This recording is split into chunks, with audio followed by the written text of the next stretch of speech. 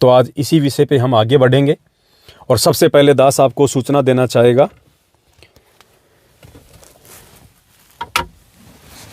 कि सतलोक आश्रम मैनेजमेंट हरियाणा का मुखिया महेंद्र भगोड़ा, जो सन 2014 बरवाला कांड से भगोड़ा घोषित था और पिछले महीने 29 नवंबर 2022 को, आज 29 दिसंबर 2022 है, जस्ट एक महीने पहले 29 नवंबर 2022 को 8 साल से भगोड़ा घोषित महेंद्र राजस्थान के जोधपुर से पकड़ा गया था।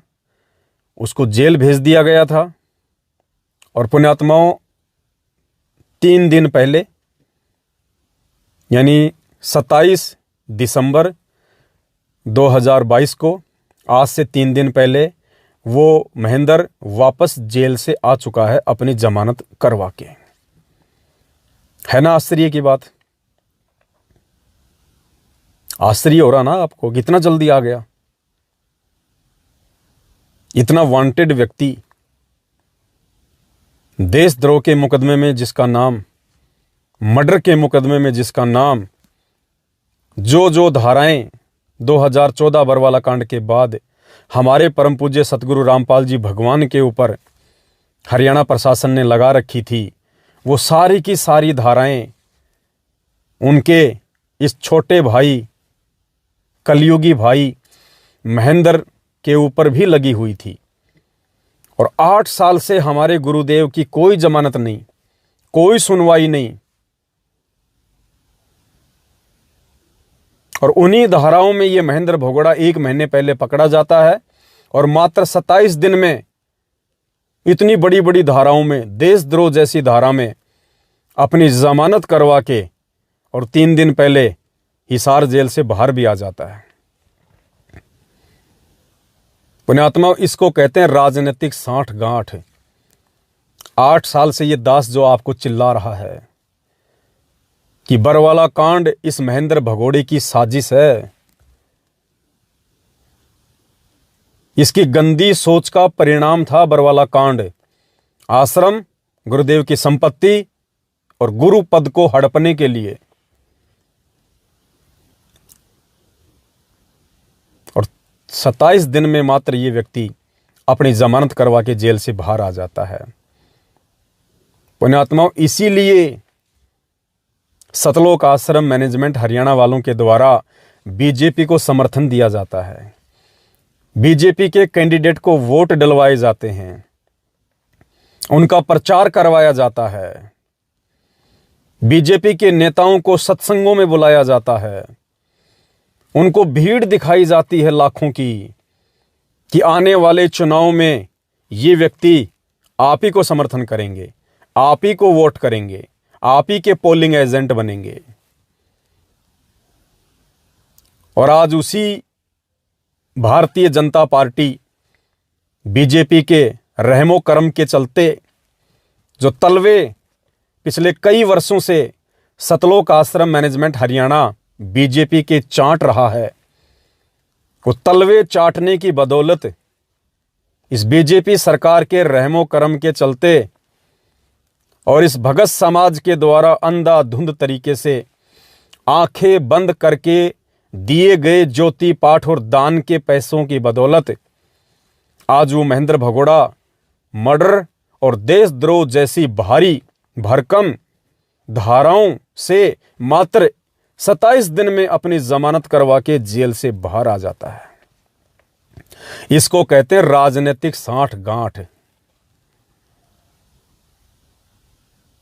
पीला पर्चा आया है, उसके जेल से बाहर आते ही खुद ही लिखने वाले हैं संगत को मूर्ख बनाने के लिए। दास आपको पढ़ के सुना देता है ये पीला पर्चा। दिनांक 28 नवंबर 2022, परसों आया था। कबीर परमेश्वर जी की प्रिय संगत को दास का आशीर्वाद, नाम गुरु जी का ही लिया जाता है क्योंकि संगत तो गुरु जी के नाम से ही मूर्ख बनेगी, इनको अच्छे से पता है। कबीर परमेश्वर जी की प्रिय संगत को दास का शुभ आशीर्वाद है कि परमेश्वर कबीर जी आपको मोक्ष दे, आपस में प्रेम से रहने की भावना दे आप इस काल लोक की पीड़ा को समझें, इससे निकलने का ये अवसर ना चूकें। सूचना व आदेश।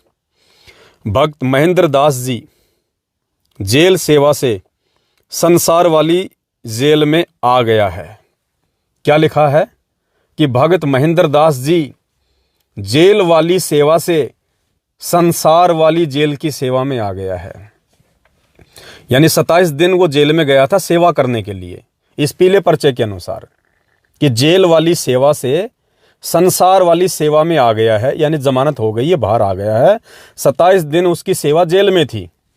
अब जेल में कौन सी इसने भागवत की 27 दिन तक?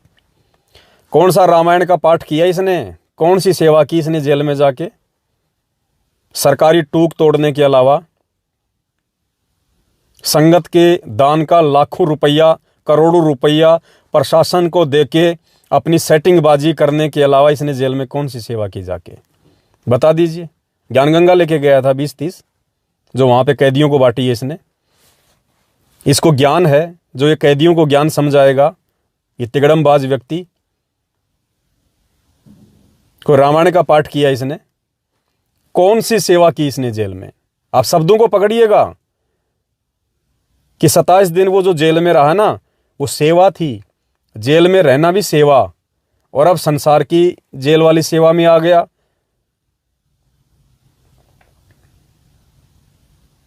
और बाहर आते इसने अपने संसार वाली जेल की सेवा शुरू कर दी। बाहर आते ही इसने संसार की जेल वाली सेवा शुरू कर दी। कौन सी सेवा शुरू कर दी? ये देखिए दूसरा पीला पर्चा, ये वाला, 29 नवंबर 2022, ये कल का है। तो जेल की सेवा से फ्री होके संसार रूपी जेल की सेवा इसने शुरू कर दी आते ही कल। और क्या डाला है पीला पर्चा संगत के लिए? दिनांक 29 नवंबर 2022, समय 1:45। गुजरात की सर्व संगत से प्रार्थना है कि सतगुरु देव जी का आदेश आया है कि गुजरात में मुख्यमंत्री का इलेक्शन है, जो कि 1 व 5 दिसंबर 2022 को होना है। इसमें बीजेपी को सपोर्ट करना है। अपना वोट तो बीजेपी के कैंडिडेट को डालना ही है, साथ में अपने साथी संबंधी के वोट भी बीजेपी को डलवाने हैं। ये संसार वाली जेल की सेवा में भाई साहब आते ही व्यस्त हो गए।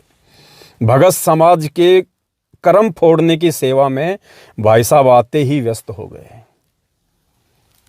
ये घटिया आदेश निकाल के परमपिता परमेश्वर जी के बच्चों का भक्ति धन बर्बाद करवाने की सेवा भाई साहब ने बाहर आते ही शुरू कर दी। पुण्यात्माओं, इसलिए ये लोग, चाहे छोटा इलेक्शन हो चाहे बड़ा इलेक्शन हो, चाहे पार्षद का इलेक्शन हो, चाहे नगर निगम का इलेक्शन हो, चाहे सीएम का हो, चाहे विधायक का हो, ये लोग बीजेपी को ही सपोर्ट क्यों कर रहे हैं? क्योंकि बीजेपी की केंद्र में सरकार है, बीजेपी की हरियाणा में सरकार है।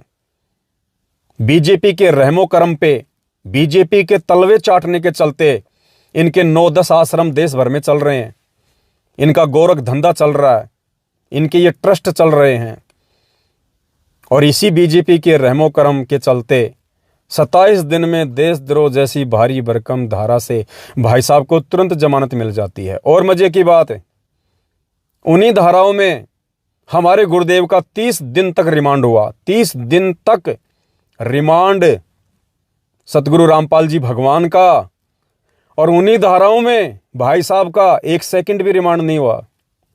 1 सेकंड भी रिमांड का आदेश दिया ही नहीं जज ने, सीधा जुडिशरी में भेज दिया, जुडिशियल कस्टडी में भेज दिया, सीधा जेल में भेज दिया।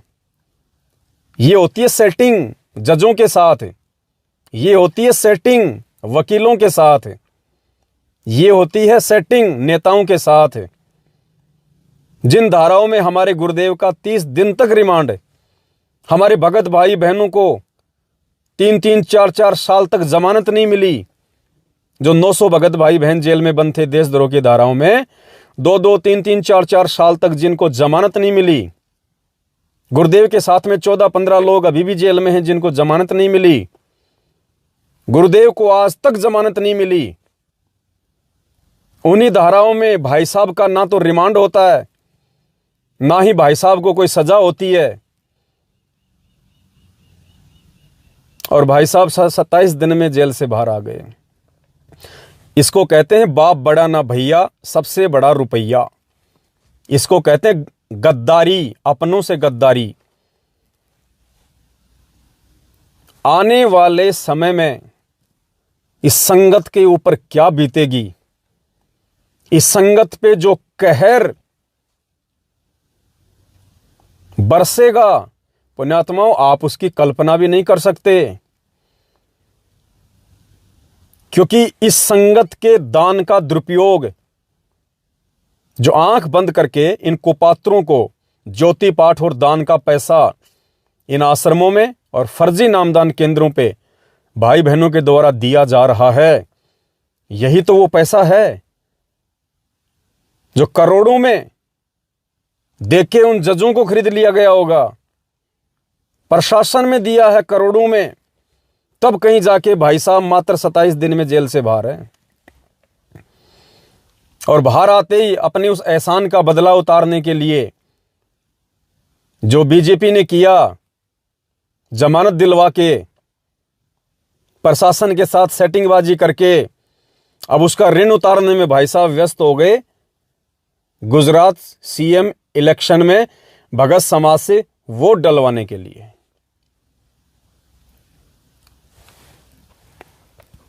पहले वाले पीले पर्चे पे चलते हैं।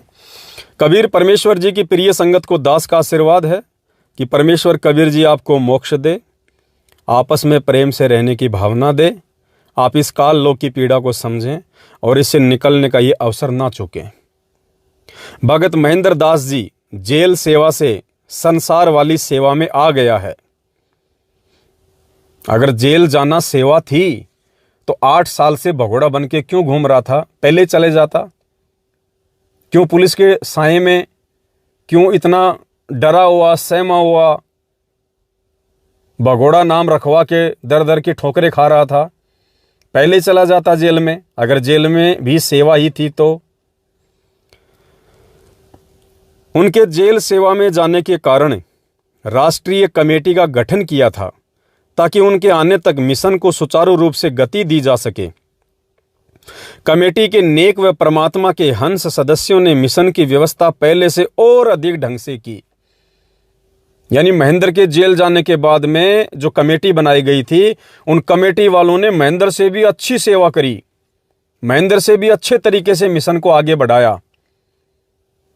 दिव्य धर्म यज्ञ भंडारा करवा के, फिर बीजेपी के कैंडिडेटों को बुला के, मंत्रियों को बुला के, जगत वालों को बुला के, गायों के बीच में गधों की एंट्री करवा के बहुत अच्छी सेवा की महेंद्र के जाने के बाद। यानी महेंद्र संगत को जो पाठ पढ़ा के गया था, संगत ने उस पाठ को रिवीजन करने में कोई कसर नहीं छोड़ी। बिल्कुल जैसा महेंद्र ने कहा था वैसा ही संगत ने किया। इस सतलोक आश्रम मैनेजमेंट हरियाणा ने किया।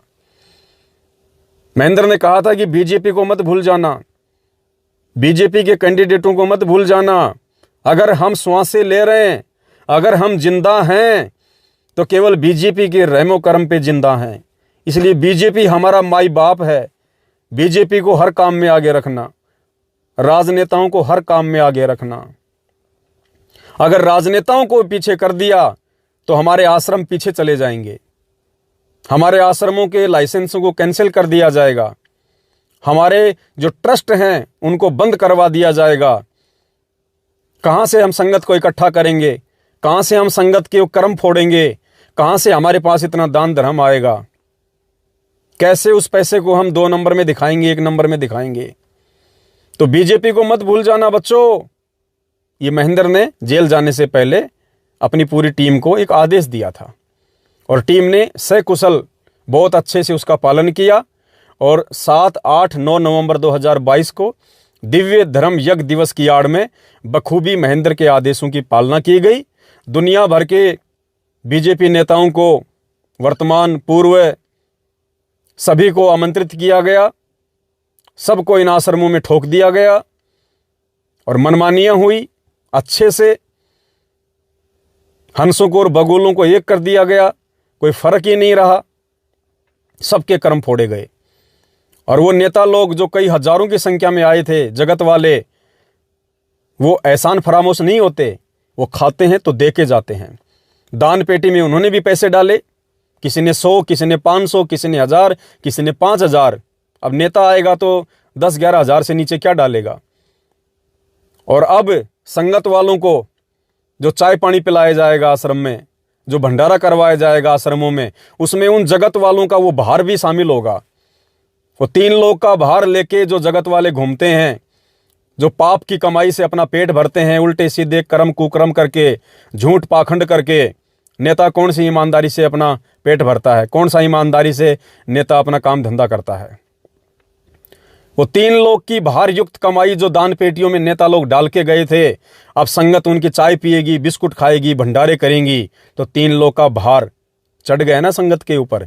यही तो काल की सूक्ष्म चाल है, जिसे ना समझ पाने के चलते आज भगत समाज दिन ब दिन नीचे गिरता हुआ जा रहा है भक्ति मार्ग से। ताकि उनके आने तक मिशन को सुचारू रूप से गति दी जाती रहे, कमेटी के नेक व परमात्मा के हंस सदस्यों ने मिशन की व्यवस्था पहले से और अधिक ढंग से की। दिव्य धर्म यज्ञ दिवस 7-8 नवंबर 2022 का पाठ समागम इतने प्यार से, शिष्टाचार से संपूर्ण किया जैसे सतलोक से आए हमारे भाई बहन बहुत गुप्त रूप से पृथ्वी वालों के वेश में सब सेवा कर रहे हों। बिल्कुल, काल तो यही करवाएगा। जहाँ पे काल की व्यवस्था होती है वहां पे काल नुकसान नहीं होने देता। वहां पे काल ऐसी व्यवस्था कर देता है कि दूसरे जो नादान भगत भाई बहन होते हैं वो भी ये सोच में पड़ जाते हैं कि भाई वास्तव में जो हो रहा है सही हो रहा है। बिल्कुल एकदम सत्संगियों जैसा माहौल है, क्योंकि वहां पे काल का दाव चल रहा है। जगत वाले काल ने ठुकवा दिए इन आश्रमों में, राजनीतिक लोग आ गए इन आश्रमों में। कोई बीड़ी का बंडल लेके आ रहा है, कोई दारू का कोई पौवा लेके आ रहा है, कोई सिगरेट लेके आ रहा है, कोई रजनीगंधा लेके आ रहा है, कोई घर से दारू का लेके अपना गिलास जो है वो चढ़ा के आ रहा है, क्योंकि लोगों की आदत होती है। आप थोड़ी उनकी आदतों को सुधार दोगे जब जगत वालों को आप बुला रहे हो। तो सारी काल व्यवस्था थी, तो काल ने किसी को कुछ नहीं होने दिया कि ठीक चल रहा है, बिल्कुल बढ़िया। और नादान भगत इस बहम में रह गए कि भाई सब कुछ गुरु जी के आदेश से चल रहा होगा, क्योंकि काल ऐसी जगहों को बिल्कुल भी नहीं छेड़ता है जहां पे काल की व्यवस्था हो रही होती है। इतने प्यार से, शिष्टाचार से संपूर्ण किया जैसे सतलोक से आए हमारे भाई बहुत गुप्त रूप से हम पृथ्वी वालों के वेश में सब सेवा कर रहे हों। कहा सुनी नहीं, कोई कमांडर नहीं, सब सेवादार, दास व दासी का वास्तविक परिचय देते हुए समागम में आने वाले जगत व भक्तों, भक्तमतियों, बहनों की जो सेवा व सम्मान किया किसी करिश्मे से कम नहीं था। उसका नाम है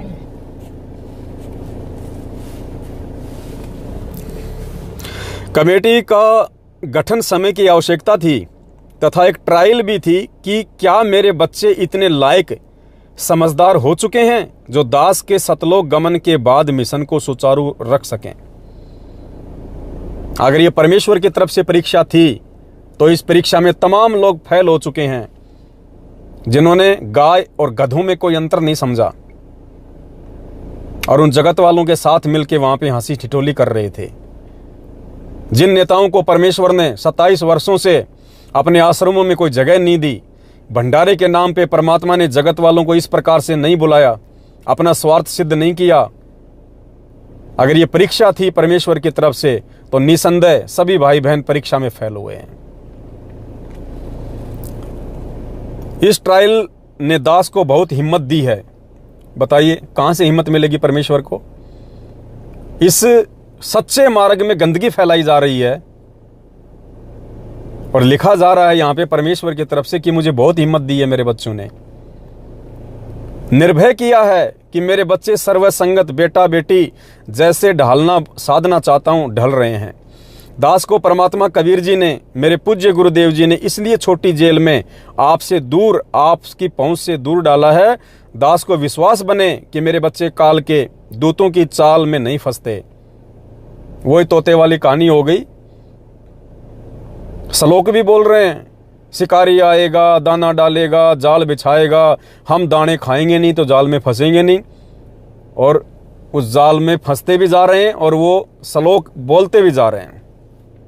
इन राजनेताओं के तलवे चाटते भी जा रहे हैं, राजनेताओं की गुलामी करते भी जा रहे हैं, भक्तों को बीजेपी कभी कांग्रेस को वोट डलवाते भी जा रहे हैं, उनका सपोर्ट भी करवाते जा रहे हैं और कह रहे हैं कि हम तो भक्ति मार्ग में आगे बढ़ते जा रहे हैं। दास को विश्वास बने कि मेरे बच्चे काल के दूतों की चाल में नहीं फंसते या उनके बहकाव में आते हैं। काल के दूतों ने संगत को नष्ट करने की कोशिश में कसर नहीं छोड़ी, परंतु मेरे प्यारे बच्चों ने उनका डटकर सामना किया, अपने को ज्ञान आधार से दृढ़ रखा। ये लीला अति आवश्यक थी। यदि दास 2014 नवंबर में संसार से चला जाता तो मिशन तहस नहस हो जाता। दास को छोटी जेल से गए संदेश व आदेश ने संगत को बर्बाद होने से बचा लिया और बच्चे परीक्षा में पास हो गए। अब भगत महेंद्र दास जी अपनी सेवा पहले की तरह करें। पहले भी वो राजनेताओं के तलवे चाटता था, अब भी महेंद्र दास वही सेवा करे, राजनेताओं के तलवे चाटे, जो उसकी इच्छा करे, जो उसके मन में आए करे, अपने कर्म फोड़े। और आते ही उसने गुजरात के सीएम के इलेक्शन के विषय में, वोट और सपोर्ट के विषय में ये पीला पर्चा निकाल के अपनी वापस वही गंदी सेवा शुरू कर दी। अब भगत महेंद्र दास जी अपनी सेवा पहले की तरह करें। कमेटी का कार्य पूरा हुआ, अब इसकी अभी आवश्यकता नहीं है, परंतु इन सदे हुए बच्चों के समय समय पर सेवा लेता रहूँगा। कहीं जांच करनी है, कहीं कोई समस्या का समाधान कराना है। ये लोग खुद ही एक बहुत बड़ी समस्या है। ये किसका समाधान करेंगे? खुद ही समस्या है भगत समाज के लिए और परमपिता परमेश्वर सतगुरु रामपाल जी भगवान के लिए तो महा समस्या है। काल ने इन कमेटी वालों को, इन मैनेजमेंट वालों को अपना दूत बना के इस सत्य भक्ति मार्ग में परमेश्वर के सत्य पंथ में रोड़ा बना के खड़ा कर दिया, एक समस्या बना के खड़ा कर दिया। तो ये शब्द परमात्मा नहीं कहेंगे कि आप तो मेरे लिए समाधान है। समाधान नहीं, उस परमेश्वर के लिए इस सत्य भक्ति मार्ग में राजनीति का समावेश करके बहुत बड़ी महासमस्या है। पुण्यात्माओं, इन चीजों को ज्ञान आधार से समझा जा सकता है। परमात्मा किसी एक पे निशाना नहीं साधेंगे, वो परमेश्वर है भाई, हमारी तरह जीव नहीं है। परमात्मा कहते हैं कबीर कपट से भक्ति करे, उसको भी समझाऊं, साम दाम दंड भेद से फिर सीधे रास्ते लाऊं। और मालिक कहते हैं खेवट सबको खेवता, क्या उत्तम क्या नीच। परमात्मा सबको समान दृष्टि से देखता है। मालिक ने कहा कि नौका में चाहे घास रख दी जाए, चाहे पत्थर रख दिए जाएं, चाहे इंसान रख दिए जाएं, वो सबको दूसरे किनारे लगाती है। तो पुण्यात्माओं, परमेश्वर का काम है सबको समान रूप से ज्ञान देना, सबके साथ समान रूप से व्यवहार करना, सबके साथ समान रूप से प्यार करना। लेकिन परिणाम फिर वो जीव भोगेगा लास्ट में, जो जैसा उस परमेश्वर को समझ के जो बीज बोएगा वो वैसा ही वो काटेगा। तो बचना और संभलना आप और हम सब आत्माओं ने है। अब देखो राजनीति के विषय में हमें परमेश्वर ने क्या क्या बताया। हर बार दास आपको वही वीडियो दिखाता है, आप भी सुन सुन के बोर हो गए होंगे, लेकिन क्या करें पुण्यात्माओं। जैसे परमात्मा एक सत्संग में कहते हैं कि आप सोचते हैं भाई गुरुजी तो दो ही बात जानते हैं, गधे बनोगे कुत्ते बनोगे, गधे बनोगे कुत्ते बनोगे। तो गुरुदेव ने कहा कि मेरे लिए ये बातें बार बार बोलना अति आवश्यक है, तुम्हें जगाने के लिए। और क्या कहूँ मैं तुम्हें यहाँ पे, मैं कोई बाजरा बीजने थोड़ी आया हूँ यहाँ पे, मैं कोई भेड़ बकरियां चराने थोड़ी आया हूँ यहाँ पे, मैं कोई बिजनेस करने थोड़ी आया हूँ। तुम लोगों को बार बार इन्हीं महागलतियों से आगाह करने के लिए आया हूँ। तो बार बार तुम्हें चेता रहा हूँ कि सत भक्ति करो, मर्यादाओं में रहो, काल के दूतों से सावधान रहो, नहीं तो गधे बनोगे कुत्ते बनोगे। तो दास की भी पुण्यात्माओं यही ड्यूटी है, आप सभी भाई बहनों को बार बार जो गलतियां बार बार ये लोग कर रहे हैं उन्हीं गलतियों के विषय में बार बार आपको समझाना, यही दास की ड्यूटी है। तो एक तरफ तो सरेआम ये परमेश्वर के आदेश बता बता के आप लोगों को गुमराह किया जा रहा है, राजनीति करवाई जा रही है। जो गंदे कुकर्म छोड़ के हम इस भक्ति मार्ग में आए थे साफ सुथरे बनने के लिए, हमें उसी गंदगी में वापस उसी गुरुदेव भगवान का आदेश बता के डाला जा रहा है। अब एक तरफ ये पीला पर्चा और एक तरफ देखो परमेश्वर हमें कहां कहां आगाह कर रहे हैं। हर विषय पे परमात्मा ने हमें समझाया। हमारा किसी से विरोध नहीं है, हम ना किसी राजनीति को इच्छा रखते हैं किसी राजनीतिक व्यक्ति से, ना राजनीति में हमारा हिस्सा है। संत हो के और इन राजाओं के पीछे या मंत्रियों के पीछे या इन अधिकारियों के पीछे फिरता है, वो संत नहीं है। और वो तो 3 चीज के लिए राज दरबारों में जाता है। एक तो मान बढ़ाई, लोग नो कहेंगे भाई यू तो मंत्री के यहाँ जाता है, मंत्री का खास आदमी। आप आज वर्तमान में आप देख रहे हो कि आग लाग रही है, किसी अफसर का सतर आना, किसी राजनेता का सतर आनी, केवल माया माया दिखाई दे, गरीब की कोई पूछता नहीं। पैसे वाले वही बकवादा में बढ़ रहे हैं, चंद व्यक्ति है 1% लोग 99% को पीस रहे। तो हमारा इस राजनीति से कोई लिंक नहीं होना चाहिए यदि मोक्ष चाहते हो तो। और बात तेरे काम ना आवे। और बात कौन सी है? और बात है ये आप देख रहे हो कि इलेक्शनों के चक्कर में कितनी भाग दौड़ हो रही है। अच्छा तो ठीक है, जो इलेक्शन लड़ रहे हैं वो तो ठीक दुखी, कहीं मंडली बना करके भाई फलाना जीतेगा ना, ना वो नहीं जीत सकता ना भाई, पक्की बात से ला ले शरत, सारा दिन ये गप्पे, कुछ लेना दे। तो स्पष्ट कर दिया परमपिता परमेश्वर जी ने कि राजनीति से हम भक्तों का कोई लेना देना नहीं है, कोई संबंध नहीं है, यदि हम मोक्ष चाहते हैं तो। और गुरुदेव कहते हैं चलो वो तो अपने आप दुखी, जो चुनाव लड़ रहे हैं, इलेक्शन लड़ रहे हैं, या उनके सपोर्टर जिनको उनसे स्वार्थ है। अरे हम भगत क्यों दुखी हो रहे हैं? ना भाई वो जीतेगा, अरे नहीं अब की बार कांग्रेस जीतेगी, अरे नहीं बीजेपी जीतेगी। अपने आत्माओं जब ये पीले पर्चे भेज भेज के भगत समाज को आदेश दिए जा रहे हैं वोट डालने के, सपोर्ट करने के, तो पुण्य आत्माओं बातचीत क्या होंगी भक्तों में आपस में? भगत ये कहेंगे अरे नहीं अब की बार पीला पर्चा आ गया, गुरु जी का आदेश आ गया, बीजेपी जीतेगी, संत वचन पलटे नहीं चाहे पलट जाए ब्रह्मांड, अरे पक्का। दूसरा बोलेगा नहीं यार गुरु जी ने तो कभी किसी ना बीजेपी को सपोर्ट दिया, ये बीजेपी पहले भी थी, कांग्रेस भी थी गुरु जी के समय, गुरु जी ने तो कभी कोई किसी को आदेश नहीं दिया, आज गुरु जी कैसे आदेश देंगे जेल जाने के बाद? अरे नहीं नहीं देख लेना बीजेपी जीतेगी। पुण्यात्माओं अब क्या बातें करेंगे भगत आपस में? ये तो परमात्मा के इन वचनों के विरुद्ध काम हो रहे हैं सारे। फिर क्या फायदा इस भक्ति मार्ग में? क्या फायदा इस मार्ग से जुड़ के, जब वही कुकर्म आपसे करवाए जा रहे हैं जो कुकर्म भक्ति मार्ग में बाधक हैं। स्पष्ट कर दिया गुरुदेव ने कि अगर आपको मोक्ष चाहिए तो आपको इस राजनीति से तो दूर होना पड़ेगा। और आप लोगों से सपोर्ट करवाया जा रहा है। आज सपोर्ट कैसे होता है? उनकी रैलियों में शामिल होना, उनकी जय जयकार करना, उनके लिए प्रचार करना, प्रसार करना, वो होता है सपोर्ट। और रिश्तेदारों तक के कर्म फुड़वाने के आदेश दे दिए महेंद्र ने कि अपने यार दोस्त और रिश्तेदारों से भी वोट डलवाओ बीजेपी को। तुम तो कर्म फोड़ो सो फोड़ो, औरों के भी फुड़वाओ। तो इसको कहते हैं काल की सूक्ष्म चाल। पुण्यात्माओं इन बातों को केवल परमेश्वर की विशेष आत्माएं ही समझ पाएंगी।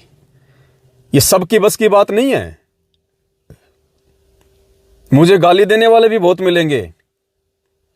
अब जैसे आप देख लीजिएगा, अब दास लाइव आ रहा है और दास ने आपको ये पीला पर्चा दिखाया कि भाई गुरु जी का कोई आदेश नहीं है बीजेपी को वोट डालने का, ना कांग्रेस को वोट डालने का, और ये क्यों वोट डलवाए जा रहे हैं, भगत समाज के क्यों ये कर्म फुड़वाए जा रहे हैं। अब कोई बीजेपी का व्यक्ति, बीजेपी का समर्थक अगर मेरा लाइव वीडियो देख रहा है तो वो तो गालियां निकालेगा, तरह तरह की माँ बहन करेगा, उल्टा सीधा कमेंट्स करेगा, क्योंकि उसको चोट लग रही है कि हमारी पार्टी के विषय में ऐसा क्यों बोल रहा है, ये लोग वोट डाल रहे हैं, समर्थन दे रहे हैं, तो ये बीच में क्यों मना कर रहा है। उसको बुरा लगेगा ना, क्योंकि वो समर्थक है बीजेपी का। इसी प्रकार पुण्यात्माओं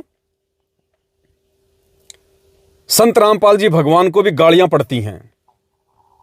किनके द्वारा? जो लोग बीजेपी के समर्थक नहीं हैं।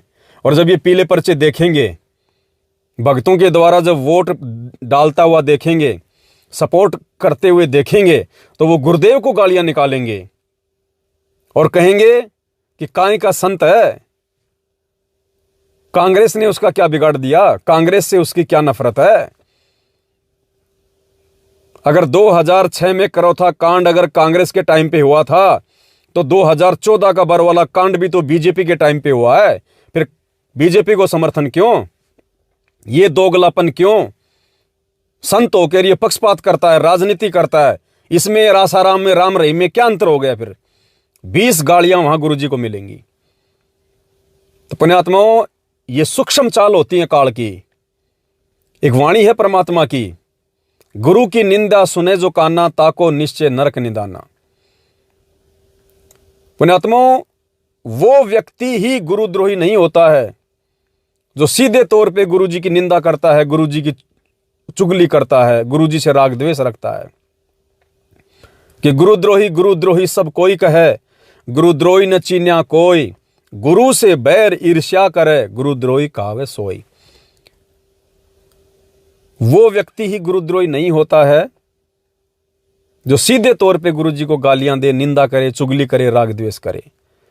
वो व्यक्ति उससे भी बड़ा गुरुद्रोही होता है जिसकी मनमानियों के चलते, जिसकी गलतियों के चलते दुनिया उसके गुरुदेव की निंदा करे, चुगली करे, गालियां निकाले।